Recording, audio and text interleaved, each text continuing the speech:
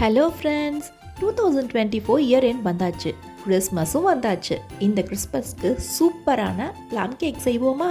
இந்த plum cake எப்படி செய்யலாம்னு சொல்லிட்டு பார்ப்போம்.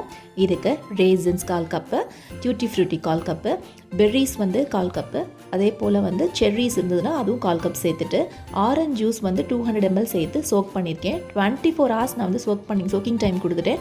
உங்களோட விருப்பத்துக்கு ஏற்ற மாதிரி 4 hours 5 hours கூட நீங்கள் சோக் பண்ணிக்கலாம். இன்னொரு மிக்ஸி ஜாரில் 1/4 கப் சுகர் சேர்த்து ஒரு பெரிய சைஸ் பட்டை 2 கிராம்பு சேர்த்து பவுடர் பண்ணி வச்சுக்கோங்க.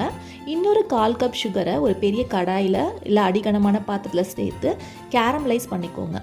இந்த மாதிரி ஃபுல்லாக ஆரஞ்சு கலராக நல்ல டார்க் ஆரஞ்சு கலரில் ஆனதுக்கப்புறம் 2 டீஸ்பூன் நான் வெல்லம் சேர்த்துருக்கேன், பாகு வெல்லம் சேர்த்துருக்கேன். இதை சேர்த்து கருக விடாமல் மீடியம் லோ ஃப்ளேமில் வச்சு நல்லா கிண்டி விட்டுக்கணும். ஒரு பட்டர் ஸ்ட்ரிக் இதில் சேர்த்துக்கணும். ஃபுல்லாக கரைஞ்சதுக்கு அப்புறம் இதெல்லாமே ஃபியூ செகண்ட்ஸ்லேயே நடந்துடும். அடுத்து வார்ம் வாட்டர் கொஞ்சம் கொஞ்சமாக ஆட் பண்ணி ரெடி பண்ணி வச்சுக்கணும். ஸோ ரெடி பண்ண கொஞ்சம் கொஞ்சமாக வார்ம் வாட்டர் ஆட் பண்ணி அந்த ஸ்டிக்கி கன்சிஸ்டன்சி இல்லாமல் லிக்விடாக தான் இருக்கும். பர்னிங் ஆகக்கூடாது. கண்டிப்பாக அடுப்பை ஆஃப் பண்ணிடலாம். ஒரு நிமிஷத்துக்குள்ளேயே இந்த அடுப்பை ஆஃப் பண்ணிடலாம். ஆஃப் பண்ணிவிட்டு வேறு ஒரு பாத்திரத்துக்கு மாற்றி வச்சிடலாம். இது நல்ல ஒரு கலரை கொடுக்கும்.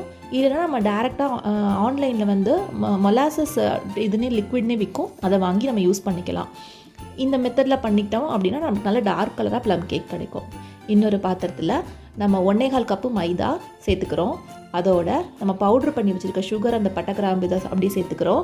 1/4 டீஸ்பூன் அளவுக்கு சுக்கு, salt, 1/2 teaspoon baking powder, 1/2 teaspoon baking soda, ரெண்டத்தையும் நல்லா கலந்துட்டு இதை அப்படியே நம்ம சலிச்சு எடுத்துக்கலாம், எந்த ஒரு கட்டியும் இல்லாமல். இது கூடவே 2 ஸ்டிக் பட்டர் சேர்க்குறேன். டோட்டலாக நம்ம இப்போ ஒரு 50 கிராம் கிட்ட பட்டர் சேர்த்துருக்கோம்.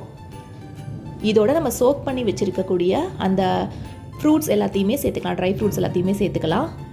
பால் 1/4 கப்புக்கு கொஞ்சம் குறைவாக நான் எடுத்திருக்கேன். 1/4 கப் வரைக்குமே பால் சேர்க்கலாம். இப்போது இந்த மொலாசஸ் கொஞ்சம் கொஞ்சமாக நம்ம ஆட் பண்ணி நல்லா கலந்து கொடுத்துக்கலாம். ஒரே டைரக்ஷனில் பொறுமையாக நம்ம இதை மிக்ஸ் பண்ணணும். மிக்ஸ் பண்ணி இந்த பேட்ரு நார்மல் கேக் பேட்டரோட கொஞ்சம் திக்காக இருக்க மாதிரி பார்த்துக்கோங்க. ரொம்ப லூஸாக இருக்கிற மாதிரி வேண்டாம். இப்போ இதை ஒரு 6 inch பேனில் நான் ஆட் பண்ணியிருக்கேன். எக்கு ஆட் பண்ணி செஞ்சீங்க அப்படின்னா 7 inch பேன் யூஸ் பண்ணிக்கோங்க.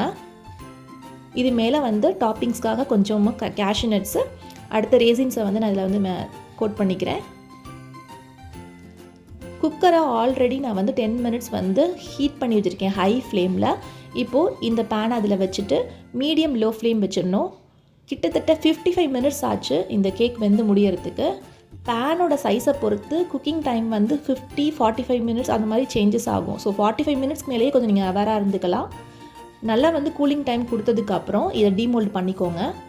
இப்போ கேக் கட் பண்ணி பார்த்தா நல்லா சாஃப்டான சூப்பரான கேக்கு. ரொம்ப சாஃப்டாக இருந்தது, எடுக்க கூட முடியல, அந்தளவுக்கு நல்லா சாஃப்டாக ரொம்ப ஸ்பாஞ்சியாக இருந்தது. நீங்களும் செஞ்சு பாருங்கள் ஃப்ரெண்ட்ஸ். நீங்களும் செஞ்சு பார்த்துட்டு உங்களுடைய கமெண்ட்ஸ் எனக்கு சொல்லுங்கள். நம்ம சேனலில் நிறைய வீடியோஸ் போட்டிருக்கோம், சப்ஸ்கிரைப் பண்ணிக்கோங்க. தேங்க்யூ.